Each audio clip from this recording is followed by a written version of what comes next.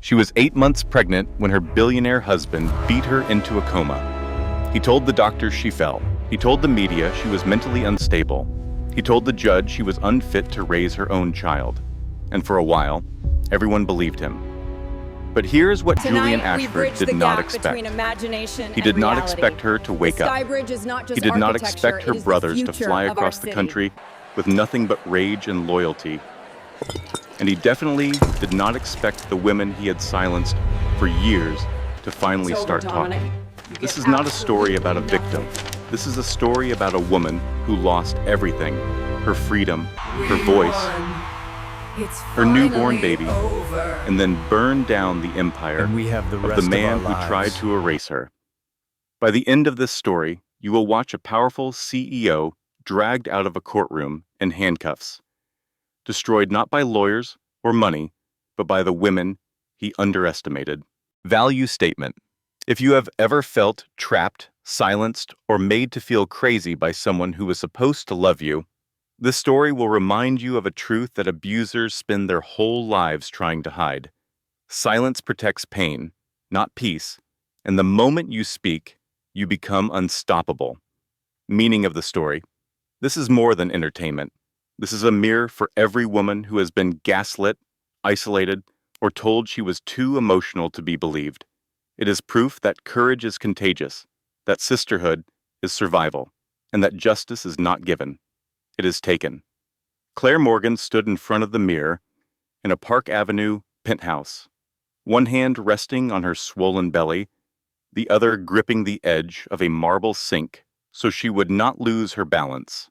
8 months pregnant, 32 years old, and already so tired, it felt like her bones were older than the city outside the window. Behind her, Manhattan glowed. Yellow lights, moving cars, a skyline that promised power to those who could afford it. Tonight, her husband would stand beneath crystal chandeliers at the Plaza Hotel and talk about leadership, ethics, and family values. And Claire would smile beside him, because that was her job now. She barely recognized herself anymore. The woman staring back at her had hollow eyes and careful posture, nothing like the fierce law student who had once argued before judges, who had worked 3 jobs to put herself through school, who had believed that hard work and intelligence could conquer anything. That woman had died slowly, one compromise at a time. Claire touched the navy blue gown laid out on the bed. She had not chosen it. Vanessa Cole from Julian's communications team had selected it earlier that day. Soft colors, Vanessa had said with that polished smile. The public likes soft women. Claire had not argued. She rarely did anymore. Her phone vibrated on the nightstand. She reached for it instinctively, but Julian's hand was faster. He had entered the room without a sound, moving with that predatory grace that had once seemed attractive and now felt suffocating. Still checking messages, he asked. His voice was calm, almost amused. It was probably my brother, Claire said quietly. Nathan just wanted to know if we were coming to Ohio for Thanksgiving. Julian turned the screen face down without looking at it. Your family makes you anxious, he replied. And anxiety is not good for the baby. He said it the way a doctor would, the way a man who owned the building, the car, the bank accounts. And most of her silence would. Every word wrapped in concern that felt like a cage. Claire remembered when she had first met Julian at a legal conference 4 years ago. He had seemed so different then. Charming, supportive, fascinated by her ambition. He had said he loved strong women. What he had meant, she understood now, was that he loved breaking them. She wished someone had told her, back then, that when a man says you do not need to work anymore, what he really means is that he does not want you to have options. Downstairs, a black Mercedes waited. Julian slipped on his watch, adjusted his cufflinks, and glanced at her reflection. Tonight matters, he said. Investors, press, board members, One wrong look, and people start asking questions. Claire nodded. She always nodded. As the elevator descended, her phone buzzed again in Julian's pocket. He glanced at it just for half a second, long enough for Claire to see the name on the screen, Vanessa. Julian smiled to himself, small and private. "We will be late," he said. "There are things we need to settle when we get back." Something in his tone made Claire's stomach tighten, and not because of the baby. She pressed her palm harder against her belly, whispering words only she and the child could hear. A promise, a prayer. The Plaza Hotel blazed with light and importance. Crystal chandeliers scattered rainbows across marble floors. Men in tailored suits shook hands with calculated warmth, while women in designer gowns laughed at jokes that were not funny. Claire had once dreamed of spaces like this. Now they felt like elaborate prisons. At the entrance, since cameras flashed. Julian transformed instantly, his arm warm and firm around her waist, his smile reaching his eyes with practiced ease. "This is my wife," he told a reporter who had asked about his secret to success. "She is my strength, my anchor, my everything." Claire smiled for the world. Her cheeks ached from the effort. As they turned away from the cameras, Julian leaned close and whispered so softly no one else could hear. His breath was warm against her ear, but his words were ice. "Tonight is the last time you embarrass me."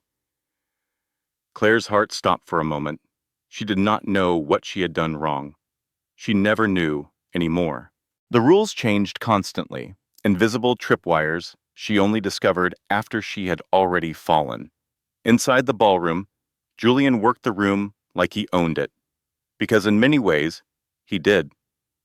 Ashford Dynamics had funded half the charities represented tonight. His name was on hospital wings and university buildings. He was Manhattan's golden boy, and everyone wanted to bask in his light.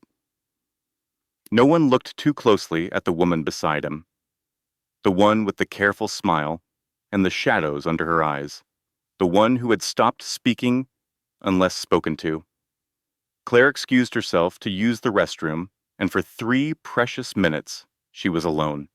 She pulled out the phone she kept hidden in her clutch, the prepaid one Nathan had sent her 2 months ago. Her brother's last message glowed on the screen.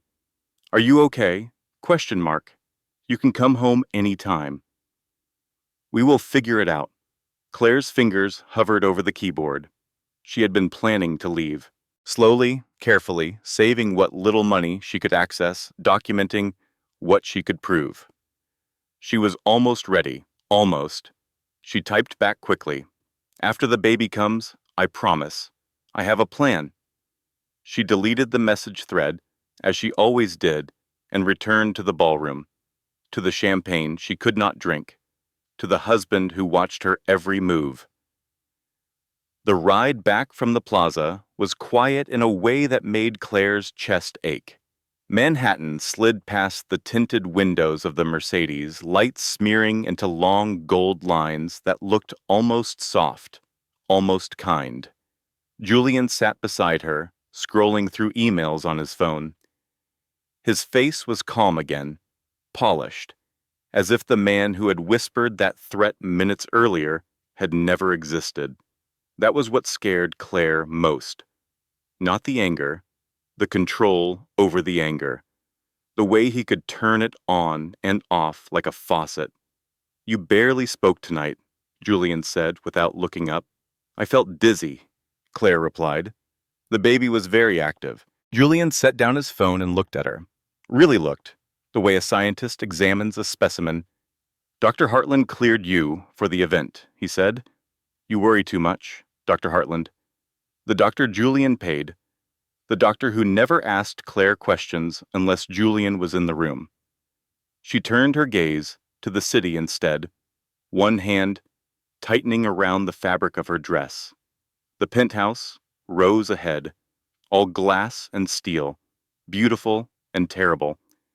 Inside, Julian loosened his tie and poured himself a drink. Claire slipped out of her heels, her feet aching, her back tight from carrying 30 extra pounds of hope and fear.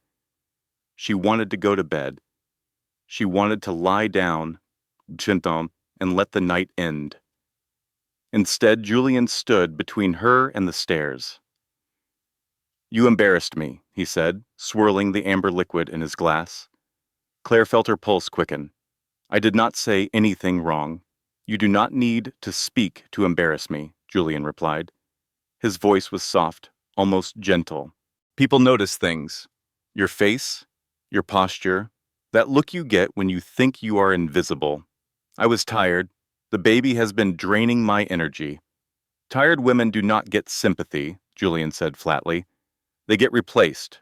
The word hung in the air between them. Claire felt a familiar tightness creep into her chest. "Are you seeing someone else?" she asked, even though she already knew. She had known for months.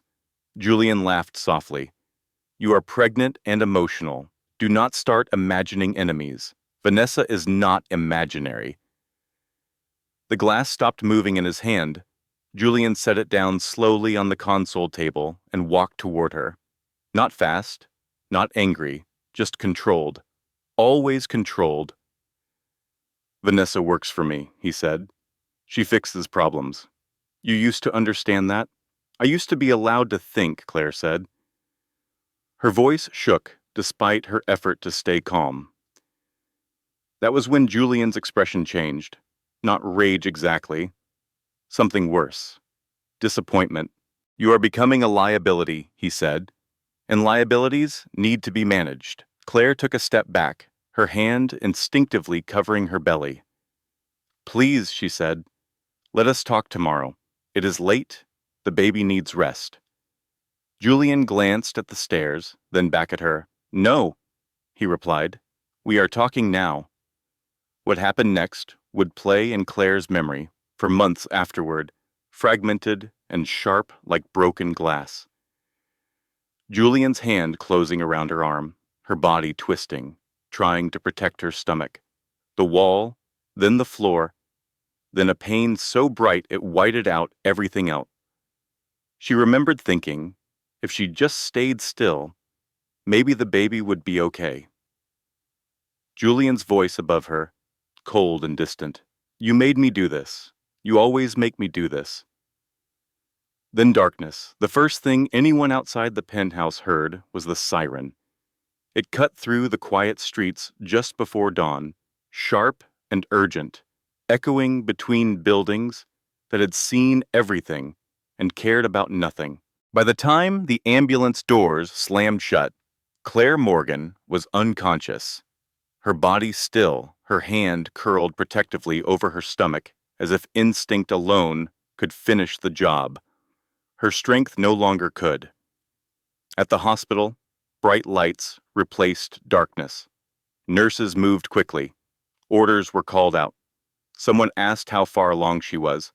Someone else asked who the father was. Julian answered every question with practiced calm. His voice was steady. His hands were clean.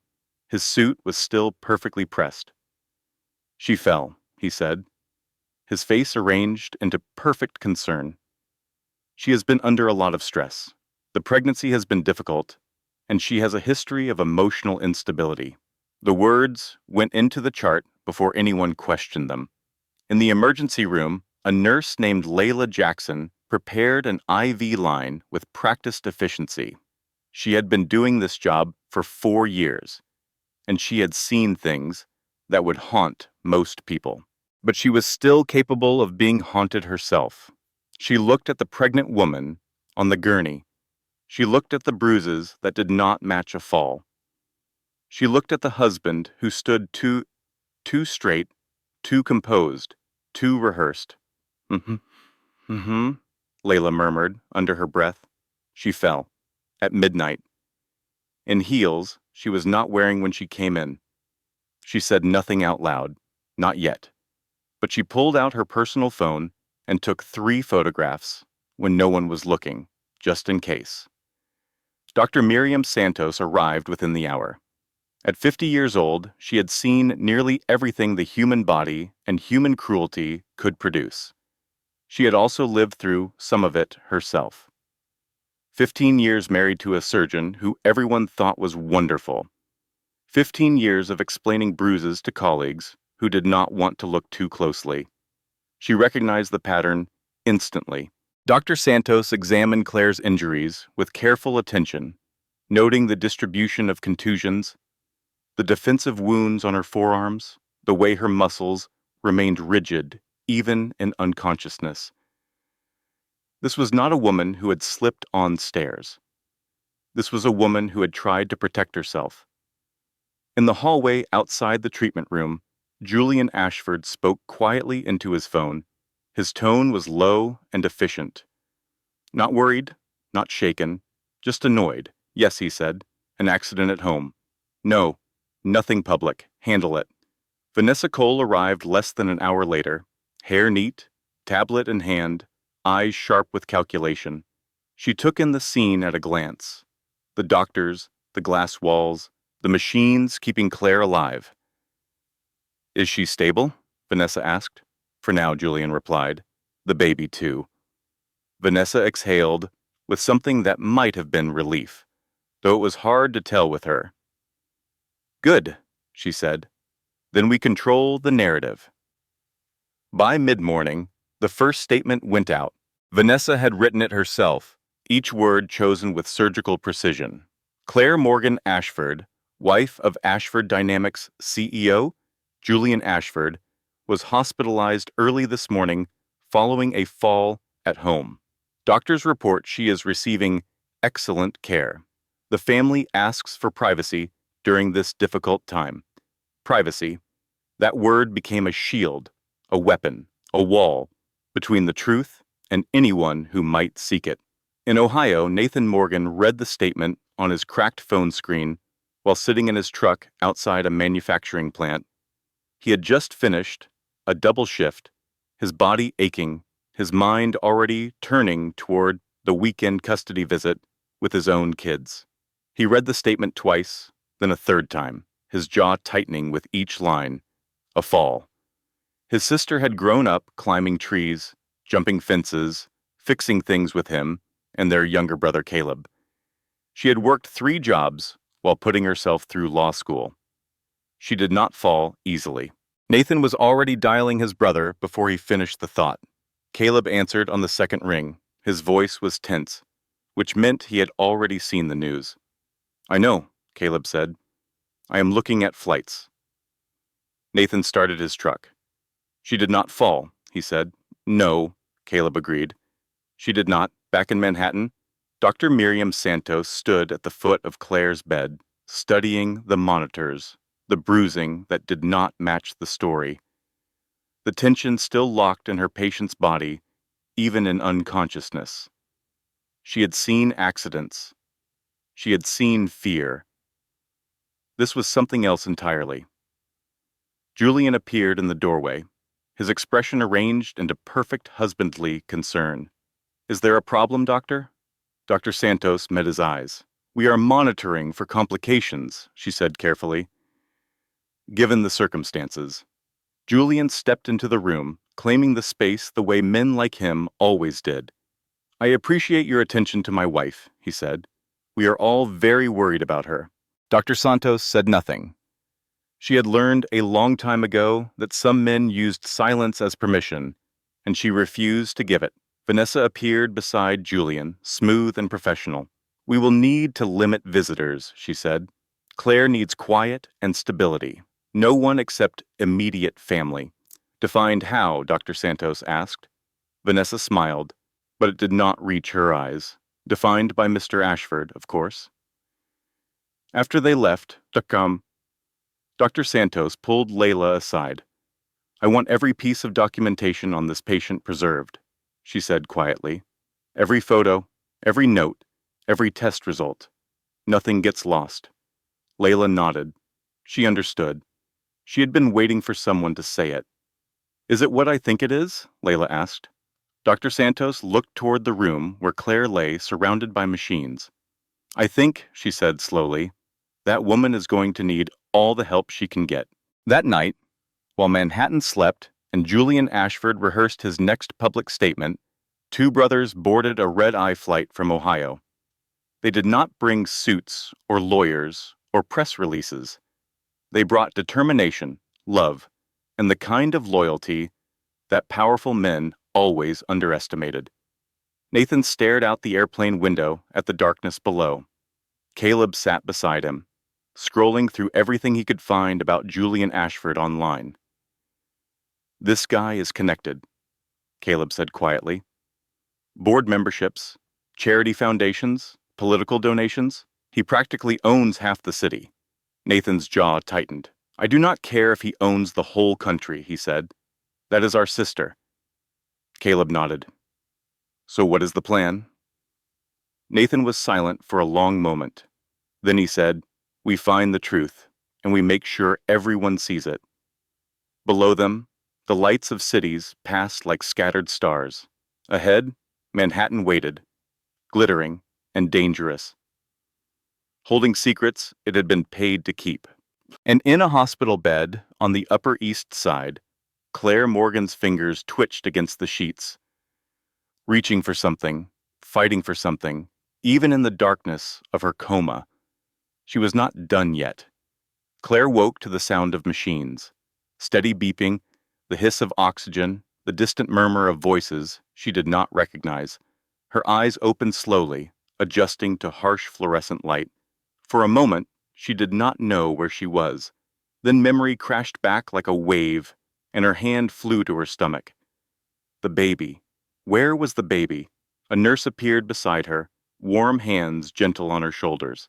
"Easy, easy. Your baby is fine. Strong heartbeat. He is a fighter, just like his mama." Claire exhaled, tears sliding down her temples. He, a boy. She was having a son. "You have been unconscious for 3 days," the nurse said. Her name tag read Layla. "Do you remember what happened?" Claire opened her mouth to speak, but another voice cut in. She fell.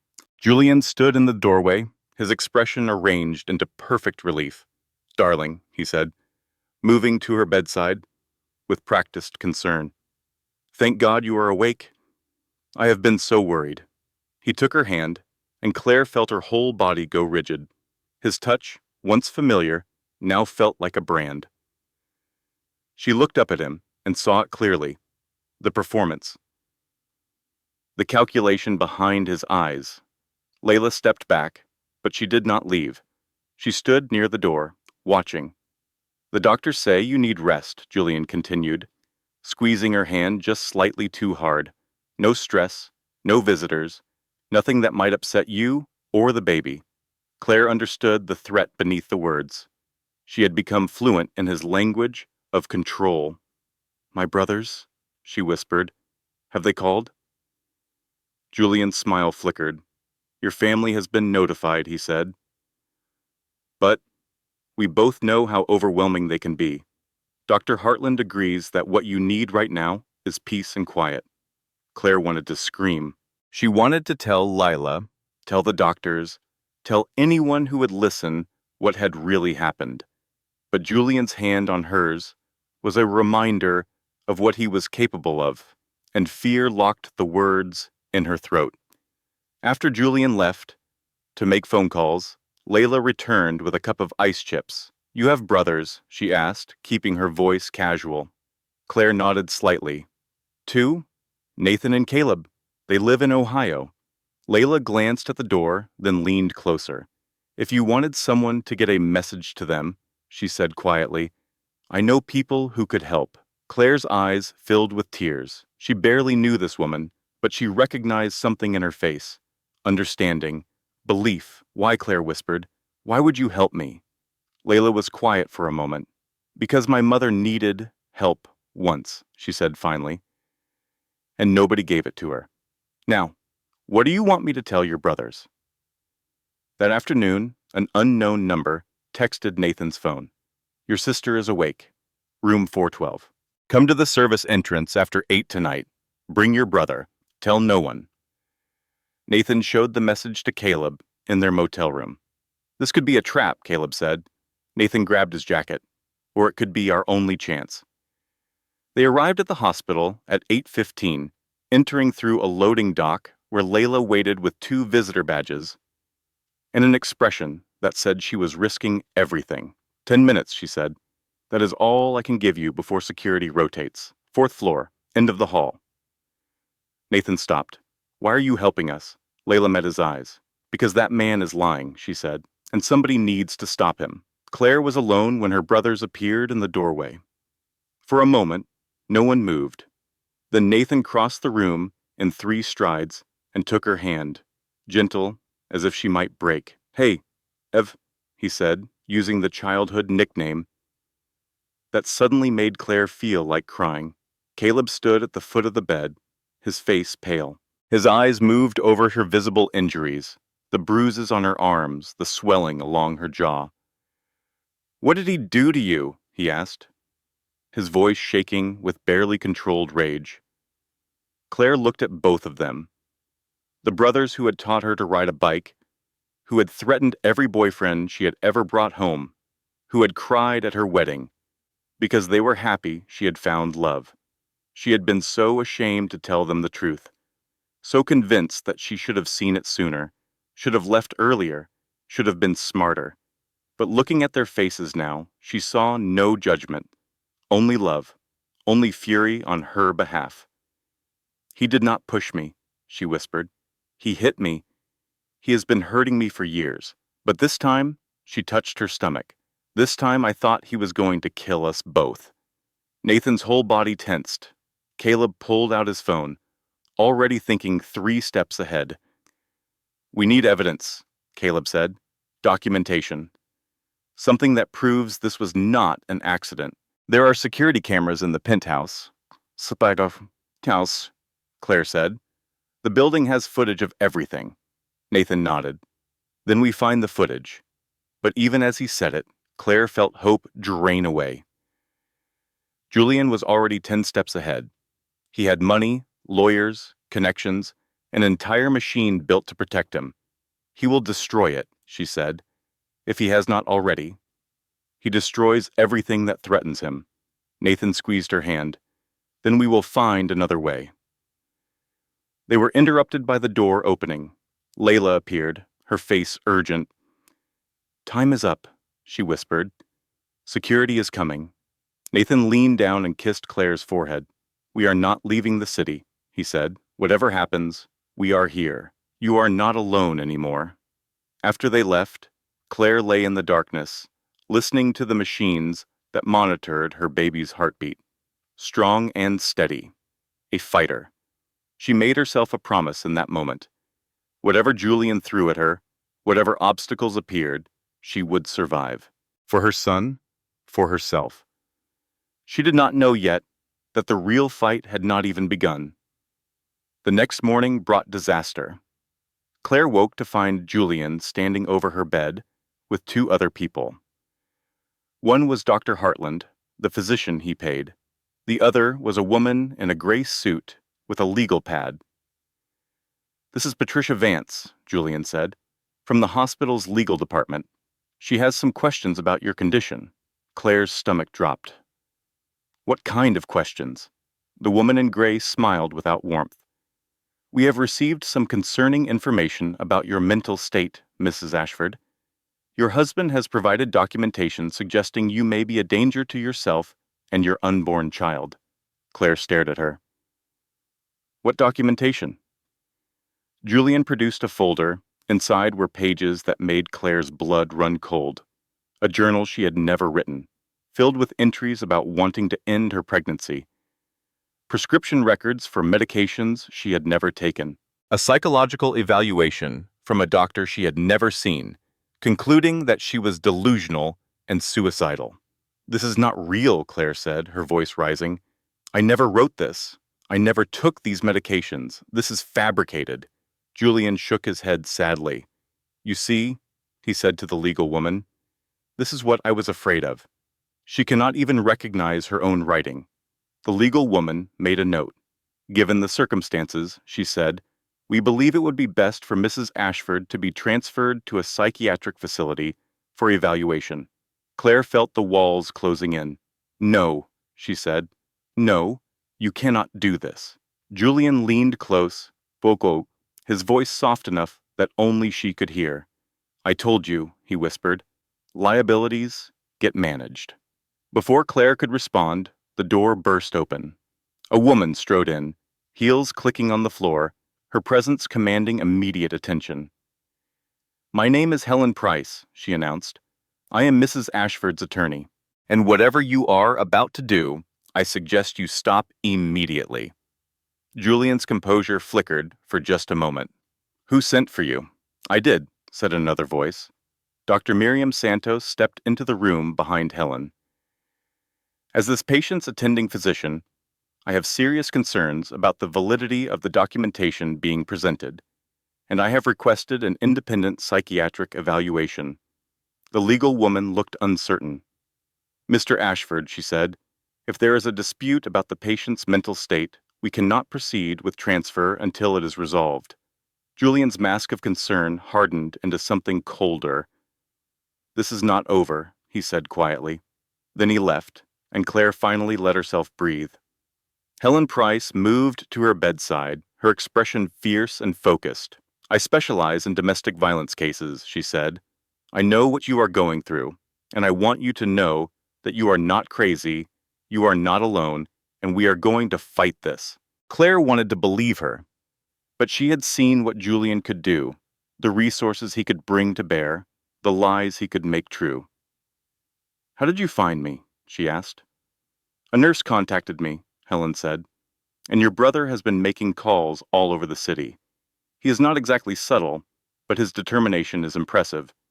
For the first time in days, Claire almost smiled. That sounds like Nathan. Helen pulled out her own folder. Now, she said, tell me everything, every incident, every threat, every manipulation. We are going to document all of it, and then we are going to destroy him. Claire looked at this woman who had appeared like an avenging angel, at Dr. Santos, who had risked her career to help, at the door behind which her brothers were probably pacing. Maybe she was not as alone as Julian wanted her to believe. Okay, Claire said. Where do I start? The next week was a war fought in paperwork and whispers. Julian's lawyers filed motions to have Claire transferred to psychiatric care. Helen countered with requests for independent evaluations. Dr. Santos documented everything, creating a paper trail that could not be easily erased. Through it all, Claire remained in her hospital bed, growing stronger each day, her baby growing stronger too.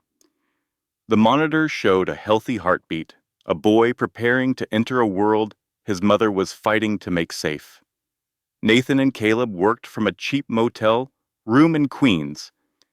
Their cramped space transformed into a war room of sticky notes and printed documents. Caleb had discovered his talent for investigation.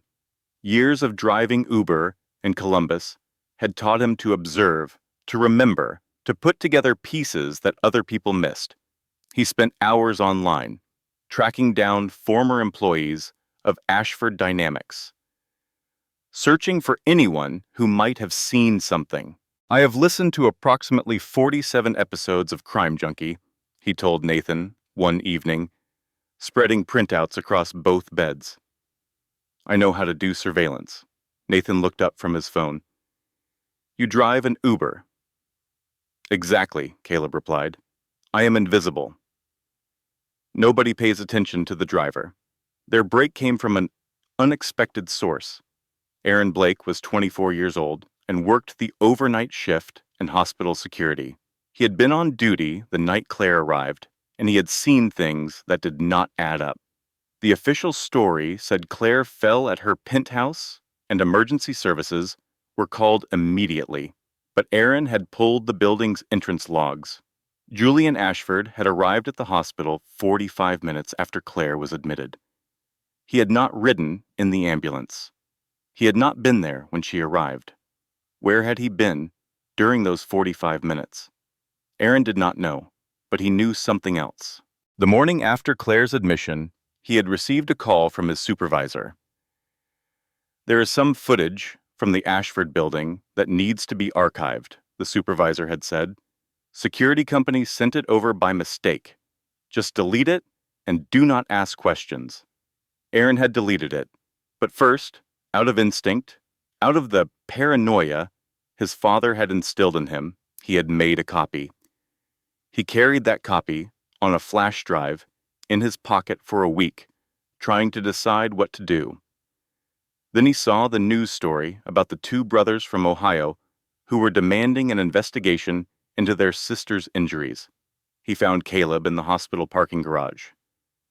"You do not know me," Aaron said, approaching carefully, "but I have something you need to see."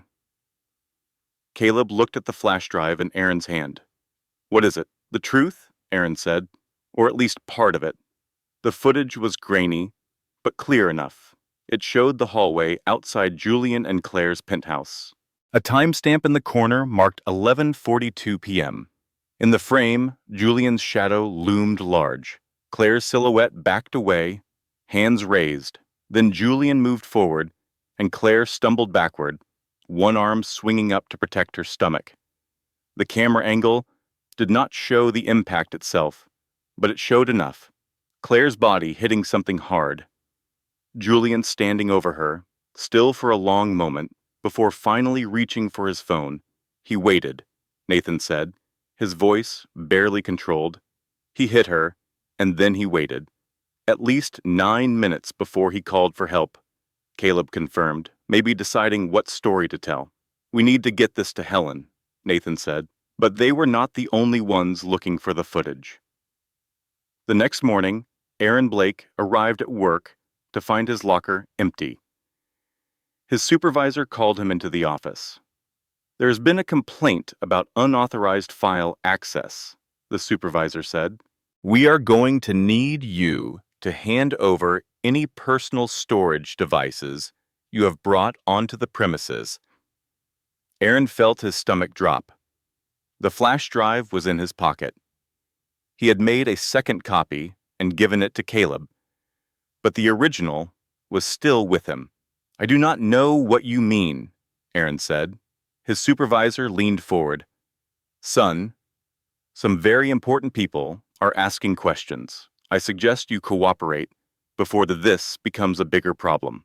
Aaron thought about his mother, about the man who had killed her, about the way the system had failed her over and over. "I would like to speak to a lawyer," he said. That afternoon, while Aaron sat in a conference room with hospital administrators, Caleb sent the footage to Helen Price. She watched it 3 times, her face growing harder with each viewing. "This is good," she told Claire. "This is very good." For the first time in weeks, Claire let herself hope. Maybe the tide was finally turning. The footage leaked to the media that night. An anonymous source, untraceable to Aaron or anyone else. Suddenly, every news channel in Manhattan was playing the grainy clip on loop. Analysts pointing out Julian's body language, the timestamps, the damning silence before he called for help. Ashford Dynamics stock dropped 12% by morning. Julian held a press conference outside his corporate headquarters. His face was pale but composed, his suit impeccable as always.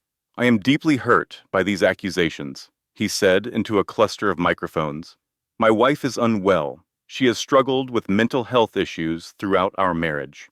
I have tried to protect her, to protect our family, but certain people are determined to exploit her condition for their own agenda."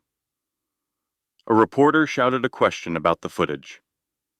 "That video shows nothing but a husband trying to help his wife after she fell," Julian said. "The narrative being pushed is malicious and false. I will be pursuing legal action against anyone who continues to defame me." Claire watched the press conference from her hospital bed, Helen sitting beside her. "He is good," Claire said quietly. "He almost sounds believable." Helen smiled grimly. "People like him always do. But the truth has a way of catching up. We just have to keep pushing." The pushback came faster than anyone expected. 2 days after the footage leaked, Julian's lawyers filed a motion claiming the video had been obtained illegally. They argued it was inadmissible as evidence and demanded that all copies be surrendered. The judge agreed. Furthermore, Julian's legal team filed harassment charges against Clare, claiming she had orchestrated the leak as part of a systematic campaign to destroy her husband's reputation. The headlines flipped overnight. Troubled wife orchestrates smear campaign, one paper proclaimed. Ashford claims innocence, says wife needs help. Claire stared at the newspaper someone had left in her room. After everything she had survived, everything she had revealed, she was the villain now. "How is this possible?" she whispered. Helen sat across from her, looking tired but determined. "This is what men like Julian do," she said. "They have spent years building systems designed to protect them. Lawyers, PR people, judges who owe them favors. When the truth threatens them, they do not fight the truth. They change the story. So what do we do?" Helen leaned forward. "We find more truth. Truth they cannot bury." Claire thought about Julian's confidence, the way he always seemed 3 steps ahead. Then she remembered something Vanessa had said at the gala months ago. "Vanessa," Claire said slowly, "she knows everything. Every secret, every lie, every skeleton. If we could get her to talk." Helen considered this. "What makes you think she would help us?" Claire remembered the fear in Vanessa's eyes sometimes, the way she flinched when Julian's voice got too sharp. "She is afraid of him too," Claire said. "I think she is just as trapped as I was." Helen nodded slowly. "Then we need to show her there is a way out." Vanessa Cole sat alone in her apartment, staring at a glass of wine she had not touched. The television played the news on mute, another story about Julian, another round of speculation. She had worked for him for 5 years, slept with him for 3. Loved him, she had thought, though now she was not sure she understood the word anymore. What she understood was fear, the way Julian's voice dropped when he was truly angry, the things he had done to women who crossed him, the folder he kept in his office safe, the one with her name on it, containing a video that could destroy everything she had built. Her phone buzzed. Unknown number. She answered without thinking. "Hello." "Miss Cole?" a woman's voice said. "My name is Helen Price. I represent Clare Morgan Ashford. I think we should talk." Vanessa's hand tightened on the phone. "I have nothing to say to you." "I understand," Helen said, "but I think you know what Julian is capable of. And I think you know that eventually he will turn on you too." Vanessa closed her eyes. "He would never. I am too useful to him." "That is what Claire thought too," Helen said quietly. 3 years ago. The line went silent for a long moment. Vanessa thought about all the lies she had told for Julian, the stories she had planted, the women she had discredited, the evidence she had helped bury. She had told herself it was just business, just the cost of success in his world. But Claire's face haunted her. The bruises, the fear, the baby that could have died. "What do you want from me?" Vanessa finally asked. "The truth," Helen said. "And in exchange, I can offer you something Julian never will, a way out." They met the next evening at a diner in Brooklyn, far from Manhattan's watching eyes. Vanessa arrived in sunglasses and a scarf, looking nothing like the polished PR executive she usually presented. Helen was already there with Nathan and Caleb. Claire was still in the hospital, but she had sent a message for Vanessa. The note read simply, "I do not blame you. I know how he operates. Help us stop him, and we will help you too." Vanessa read the note 3 times, then looked up at Helen. "What do you need to know?" "Everything," Helen said. "From the beginning." Vanessa talked for 2 hours. She described Julian's patterns, his manipulations, the way he isolated Claire from friends and family. She explained how he had done the same thing to his first wife, Rachel, a woman everyone thought had simply moved to Europe for a fresh start. "Rachel did not choose to leave," Vanessa said. "Julian made her leave. He paid her off. and made her sign an agreement that she would never contact anyone from her old life again. He told everyone she was unstable, just like he is saying about Claire now. Nathan leaned forward. "Do you know where Rachel is now?" Vanessa shook her head. "Julian destroyed all the records. But she was real. She existed. If you could find her, she could testify." "What about physical evidence?" Helen asked. "Documents, recordings, anything." Vanessa hesitated. "I have emails," she said slowly. "Text messages, voice memos from meetings where Julian said things he should not have said." Helen's eyes sharpened. "Where are they?" "On a hard drive at my apartment. I kept them as insurance. I always knew I might need them someday." "Can you get them to us?" Vanessa looked at her wine again, still untouched. "If Julian finds out I am talking to you," she said, "he will destroy me. Not just my career. My life. He has done it before." Caleb spoke for the first time. "We can protect you," he said. "Get you out of the city, set you up somewhere safe." Vanessa laughed bitterly. "You do not understand how powerful he is. He has connections everywhere. Police, judges, politicians. He can reach anyone." Helen reached across the table and touched Vanessa's hand. "We understand," she said. "We understand exactly how powerful he is. But we have something he does not have." "What is that?" "Each other," Helen said. "You are not alone in this." "Not anymore." Vanessa stared at her for a long moment. Something shifted in her face, maybe exhaustion, maybe hope, maybe just the simple relief of finally telling the truth. "Okay," she said quietly. "I will get you what I have. But if this goes wrong, if he finds out, I am dead." 3 days later, Vanessa handed over a hard drive containing 3 years of incriminating evidence. Emails where Julian discussed buying off witnesses, text messages threatening employees, a recording of a phone call where he laughed about how easy it was to make problems disappear.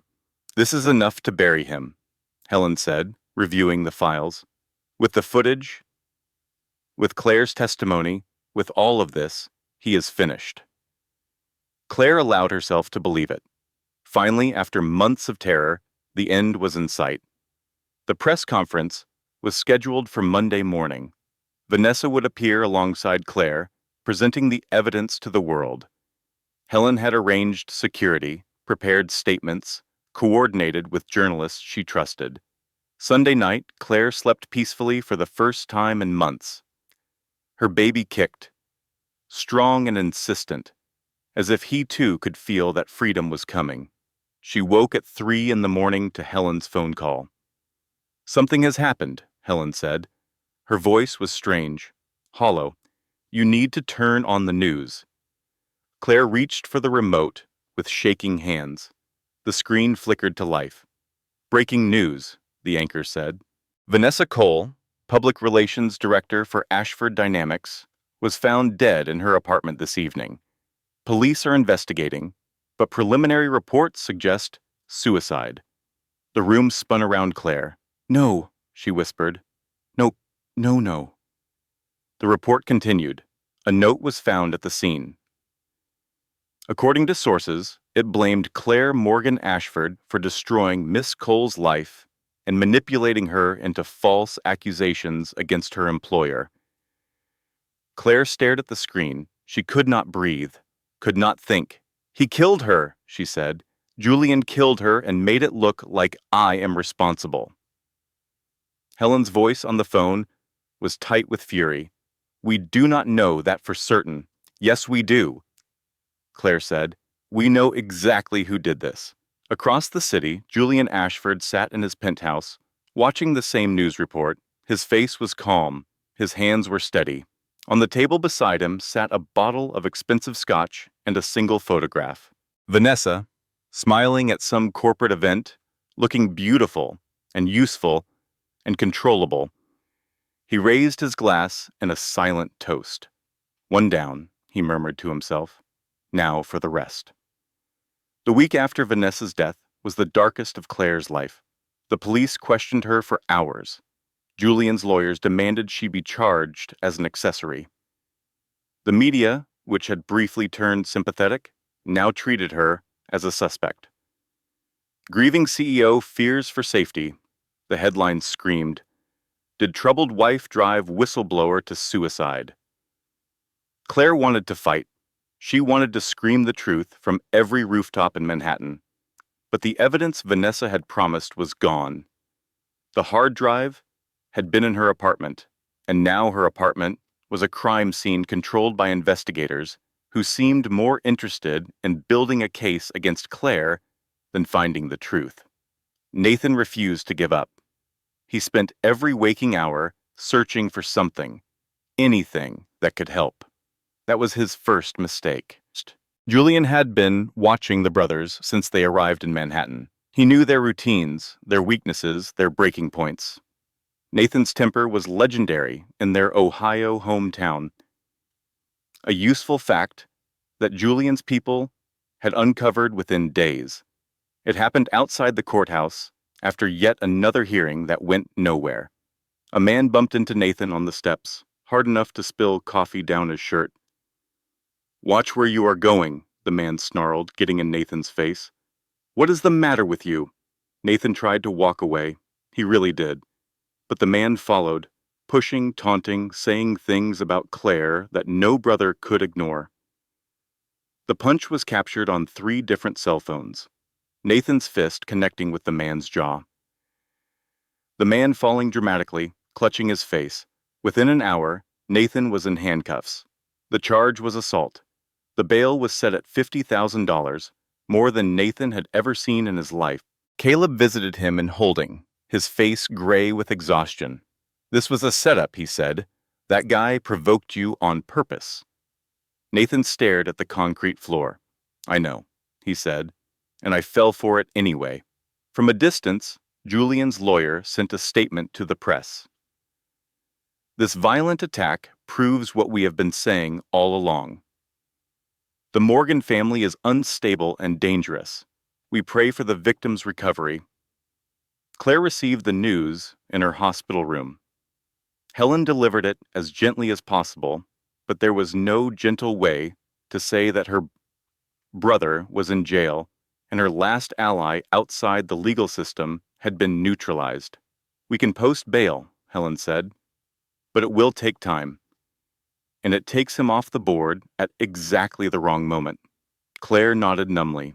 She felt like she was drowning, waves of disaster crashing over her, one after another. But the worst was yet to come. The stress of the past week had taken its toll on Claire's body. She had not been sleeping. She had barely been eating. The monitors beside her bed had been showing warning signs that the medical staff had been trying to address. That night, at 2 a.m, Claire woke to a sharp, terrible pain. Something is wrong, she gasped. Nurses rushed in. Dr. Santos appeared within minutes, her face grave. You are going into premature labor, she told Claire. We are going to do everything we can, but you need to stay calm. Stay calm. As if that were possible, when her body was betraying her, when her baby was trying to come too early, when she was alone in a hospital funded by the man who had put her here. The delivery took 4 hours. Claire screamed and pushed and prayed to whatever power might be listening. Please, she whispered between contractions, please let him be okay. And then, just as dawn was breaking over Manhattan, a cry filled the room. Small but strong, furious at being pushed into the world before he was ready. A boy, the nurse said, placing the tiny form on Claire's dish chest. A beautiful baby boy. Claire looked down at her son through tears. He was so small, barely 5 pounds, but his eyes were open and searching. His fingers curled around her thumb. Hi, she whispered. I am your mom. I am so sorry. I tried to keep you safe. The baby blinked up at her, and Claire felt something shift in her chest. Love, fierce and absolute. Whatever happened next, she would protect this child with everything she had. For one brief moment, she allowed herself to feel hope. Then the door opened, and the moment shattered. A hospital administrator entered, flanked by two security guards and a woman Claire recognized from Julian's legal team. "Mrs. Ashford," the administrator said, his voice carefully neutral. "By order of the family court, your child is to be placed in temporary protective custody pending resolution of the ongoing proceedings." Claire's arms tightened around her son. "No," she said. "You cannot take him." "I'm afraid this is not optional," the administrator replied. "Your husband has been granted emergency custody based on concerns about your mental fitness. The child will be placed with a court-approved guardian until the custody hearing." Claire looked at Dr. Santos, at Helen, at anyone who might help, but they were all frozen, powerless against the legal machinery Julian had set in motion. "This is not right," Dr. Santos said. "She just gave birth. You cannot separate them now." The administrator looked uncomfortable, but did not waver. "I am sorry," he said. "We have no choice." The security guards moved forward.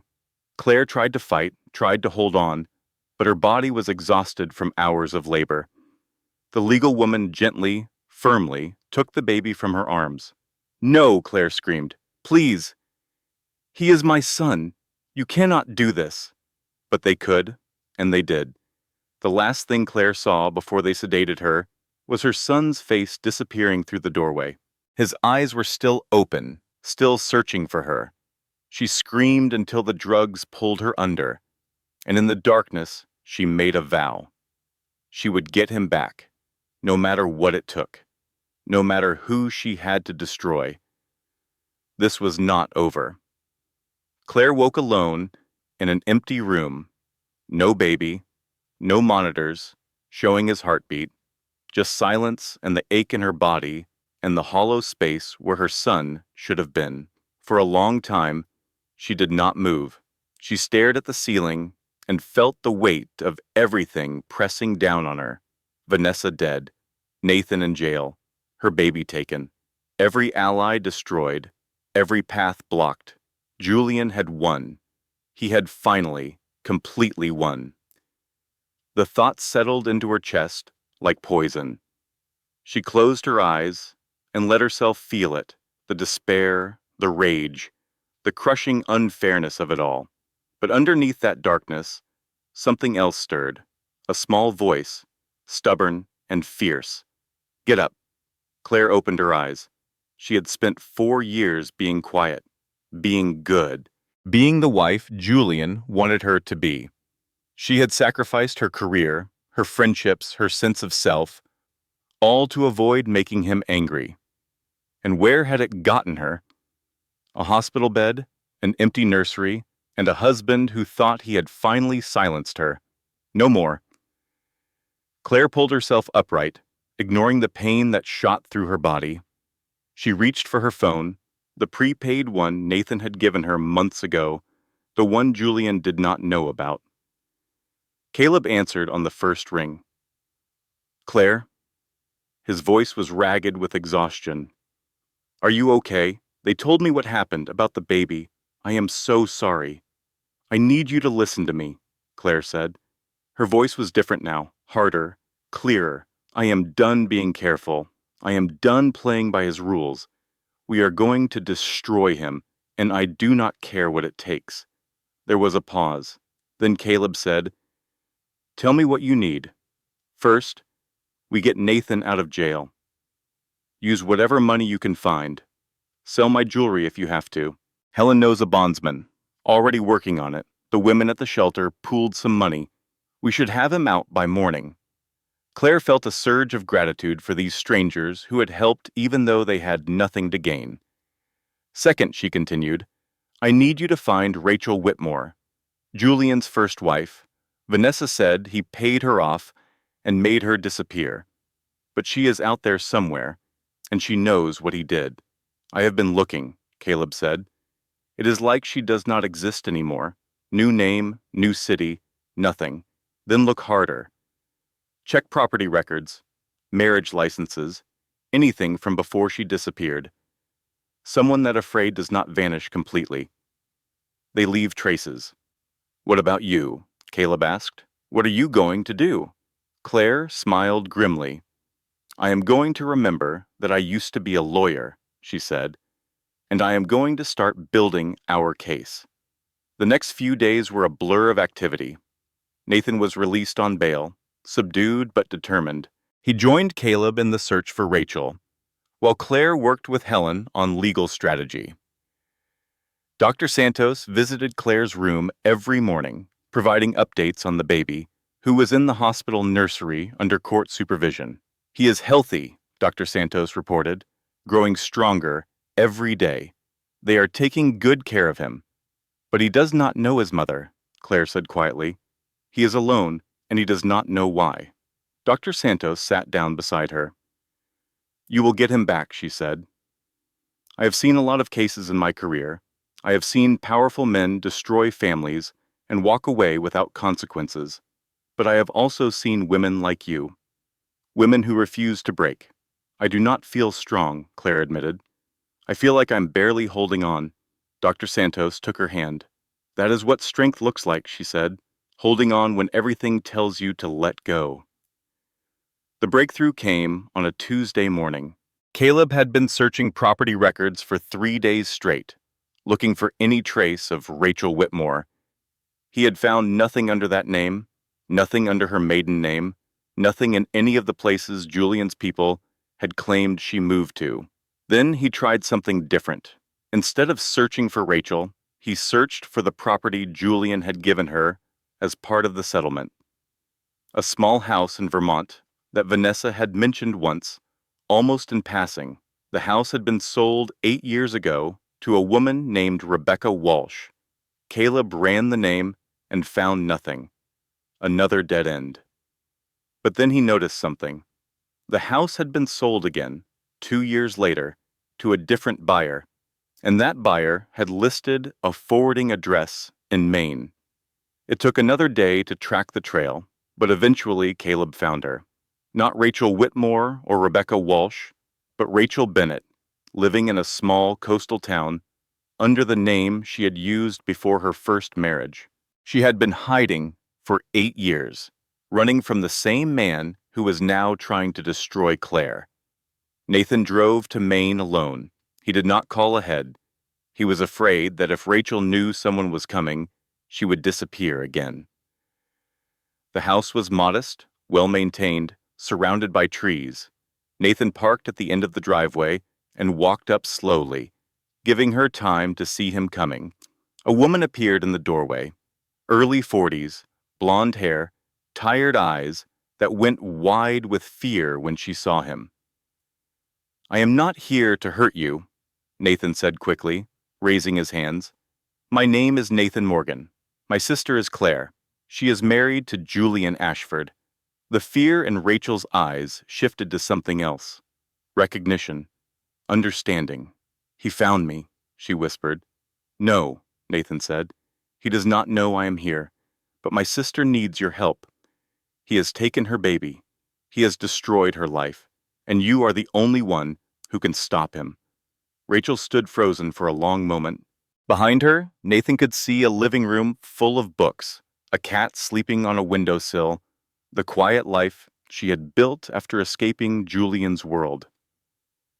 He almost killed me, Rachel said finally. Did your sister tell you that? I was pregnant when I married him. I lost the baby because of what he did, and then he told everyone I was crazy, just like he is telling everyone about Claire. Nathan nodded. I know, he said, and I know you are afraid, but this is your chance to finally tell the truth. Rachel's eyes filled with tears. You do not understand, she said. I have spent 8 years trying to forget. I have built a new life. I cannot go back to being that woman. Nathan thought about Claire, about the baby she was fighting for, about all the women Julian had destroyed. He said something that surprised even himself. You are not going back, he said quietly. You are going forward. You are going to walk into that courtroom and show everyone who he really is. And then you are going to walk out and never think about him again. Rachel stared at him for a long time. Then she stepped back from the doorway. Come inside, she said. "I have things to show you." Rachel's evidence was devastating. Medical records from her miscarriage, showing injuries inconsistent with the fall Julian had claimed, emails from Julian threatening her if she did not sign his agreement, photographs of bruises she had taken in secret, dates and times written on the back. She had kept everything for 8 years, hidden in a safety deposit box, in a bank Julian did not know about. Insurance, she called it. Protection, in case he ever came looking. "I always knew this day would come," Rachel said as Nathan reviewed the documents. "I just hoped it would not be me who had to face him." "It will not just be you," Nathan promised. "My sister will be there, her lawyer, everyone Julian has ever hurt." Rachel nodded slowly. "Then let us finish this."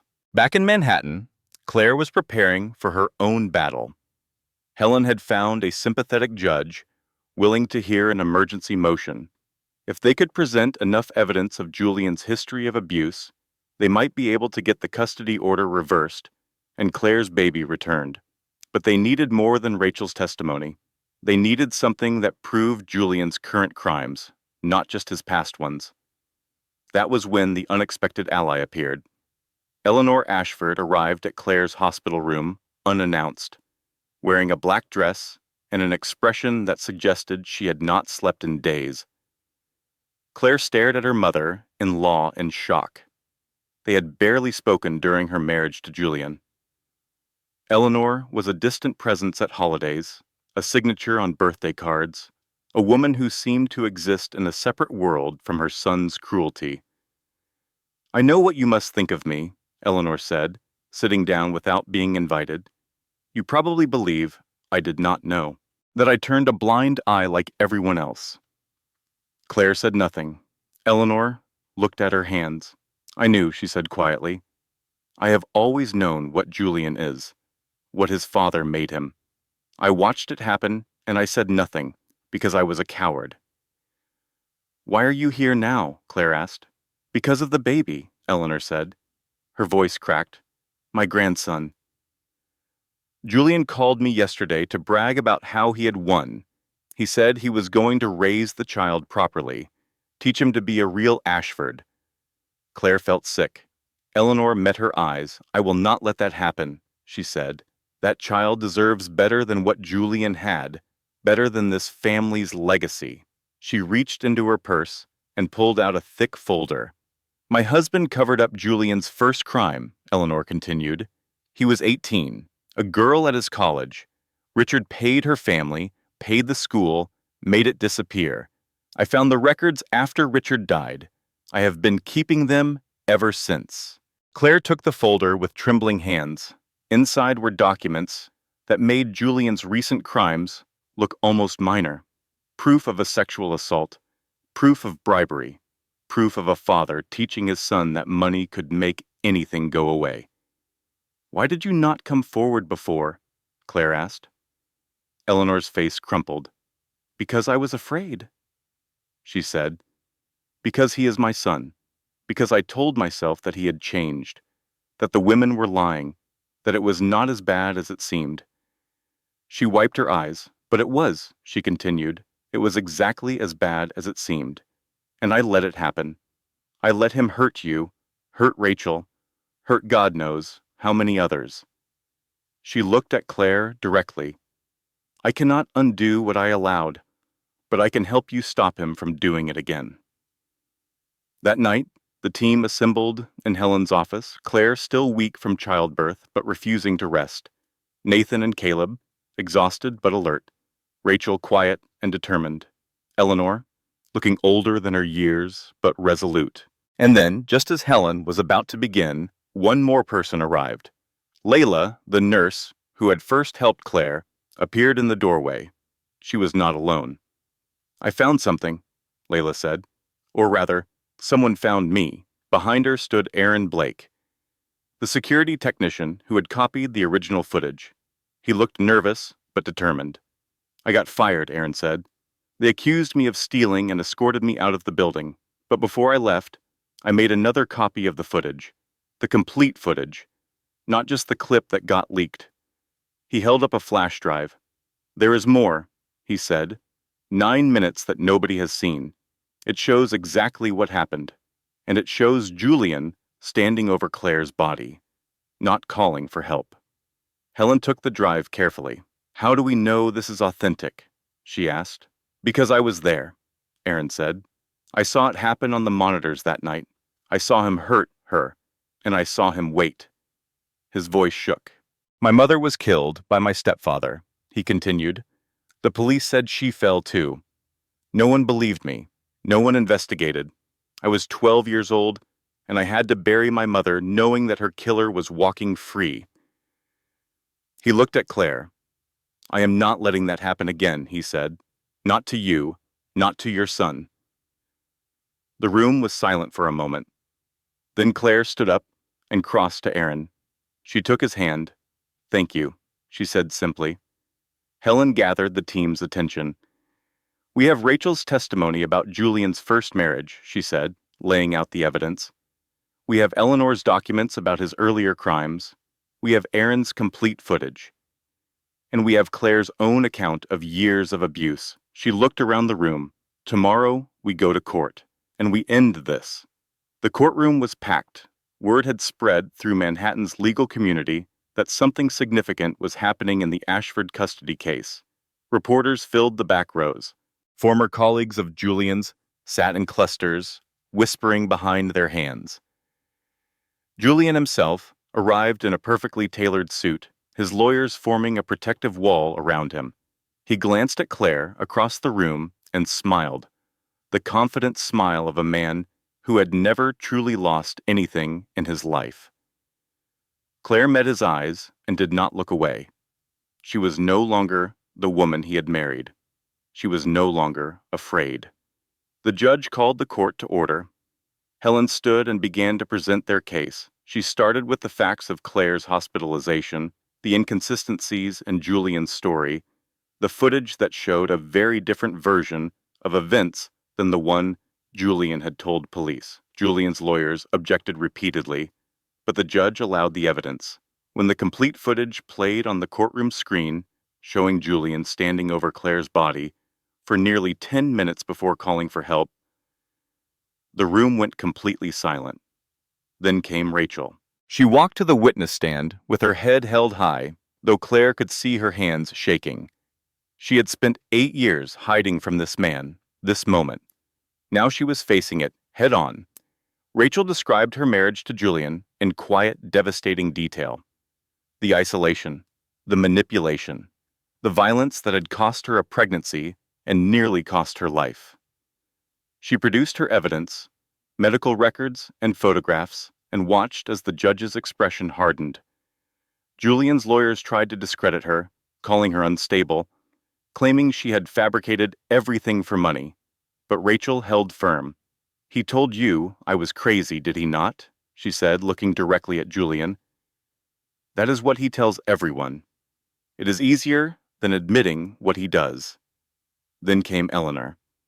The courtroom gasped when Julian's own mother took the stand against him. Eleanor's voice was steady as she described what she had witnessed over the years, the cover-ups, the payoffs, the pattern of abuse that had started long before Claire or Rachel. My son is a dangerous man, Eleanor said. I failed to stop him. I failed to protect the women he hurt.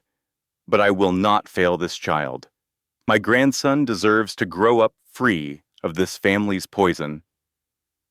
Julian's face finally showed something other than confidence. Shock, betrayal, rage. When it was Claire's turn to testify, she spoke calmly and clearly about the years of control and fear. She described how Julian had isolated her from friends and family, how he had convinced her she was going crazy, how he had used her pregnancy as leverage to keep her compliant.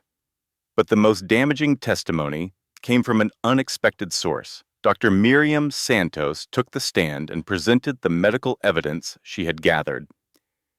Then she said something that made the entire courtroom fall silent. When Mrs. Ashford was admitted, I recognized the signs immediately, Dr. Santos said, because I have seen them before, not just in other patients, in myself. She looked at the judge. I was married to an abusive man for 15 years. He was a respected surgeon. Everyone believed him when he said I was clumsy, anxious, difficult. I almost died twice because no one looked closely enough to see the truth. Her voice was firm. I look closely now, and I know what I saw in Mrs. Ashford was not a fall. It was an assault by a man who believed he could do anything without consequences. Julian's lawyers tried one last strategy. They called their own witnesses, people who spoke of Julian's generosity, his charitable works, his devotion to his family. But the damage was done. The evidence was too overwhelming, the pattern too clear. The final moment came when Helen played one more piece of evidence, a recording that Claire had made herself. She had been awake during Julian's last hospital visit, the one where he thought she was unconscious. Her phone had been recording. Julian's voice filled the courtroom, clear and unmistakable. "You should have died. That would have been simpler. But do not worry. Once I have custody, you will never see him again. Accidents happen. They happened to Rachel. They will happen to you." The silence that followed was absolute. Julian stood abruptly. "This is fabricated," he said, his composure finally cracking. "She manufactured this. She has been planning this from the beginning." "Sit down, Mr. Ashford," the judge said coldly, "or I will have you removed." Julian's lawyers pulled him back into his seat, but the damage was done. The mask had finally slipped, and everyone in the room had seen what lay beneath. The judge called a recess to review the evidence. When court reconvened 2 hours later, her decision was swift and decisive.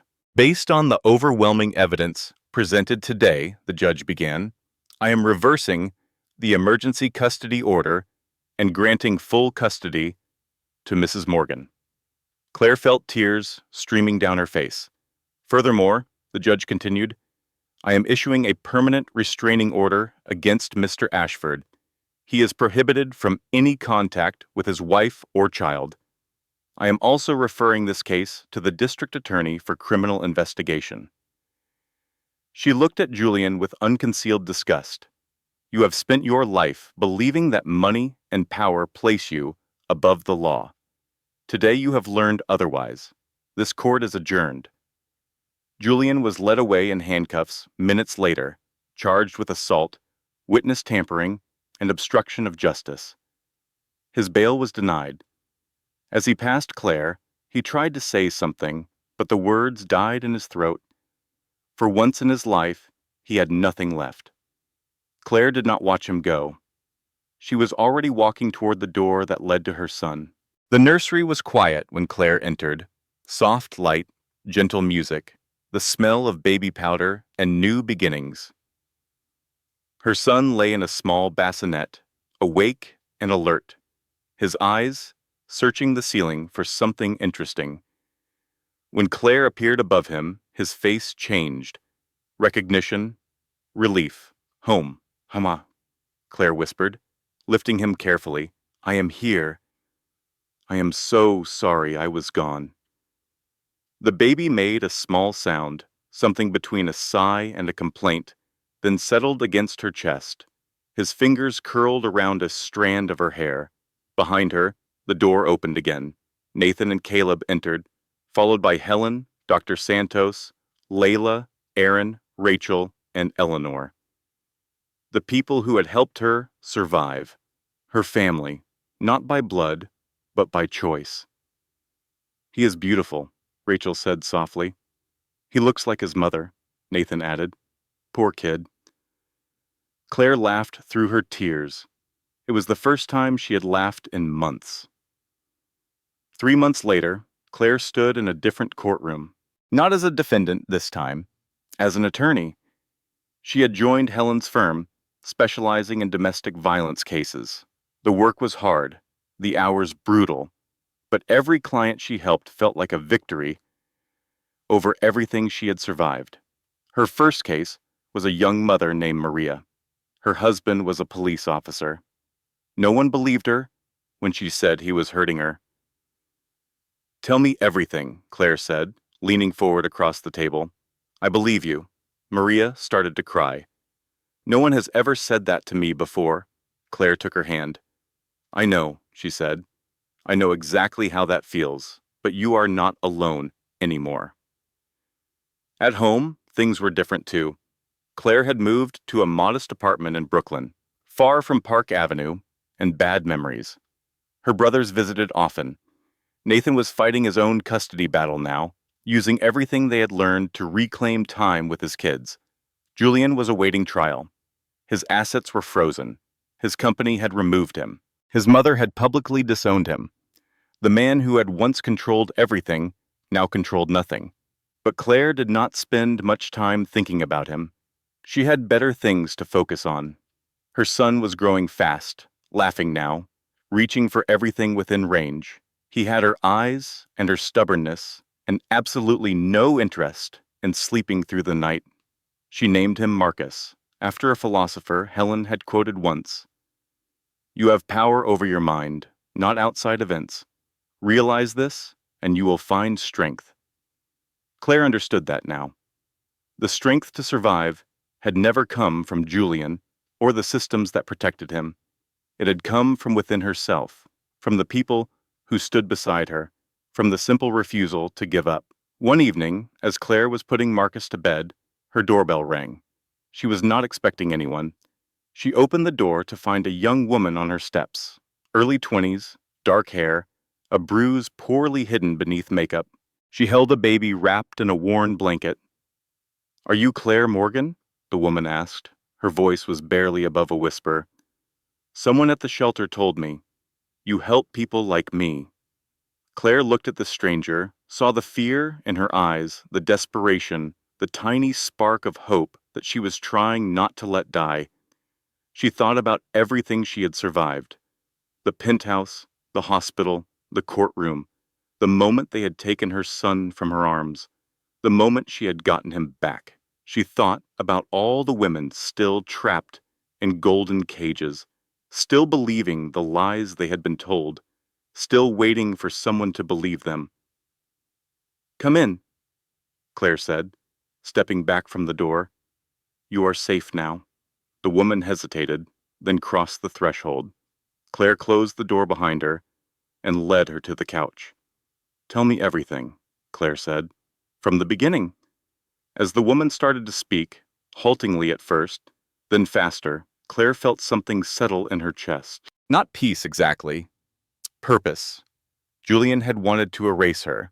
Instead, he had created someone who helped other women survive. Every person she helped was another way he lost. And she planned to help a lot of people. Outside the window, Manhattan glittered in the darkness. The same city that had nearly destroyed her, now transformed into something different. Not a trap, a battlefield where she had learned to fight. Claire listened to the woman's story, taking button, asking questions, already planning the next steps. The baby in her visitor's arms fussed, and Claire's own son made sympathetic noises from his crib in the next room. 2 mothers, 2 children, 2 new beginnings. This was not the end of Claire's story. It was not even the beginning. It was simply the moment she finally understood what she was meant to do. And somewhere far away, in a cell he would not leave for years, Julian Ashford stared at a concrete ceiling and wondered how he had lost everything to a woman he had dismissed as weak. He would never understand. Men like him never did. But Claire understood.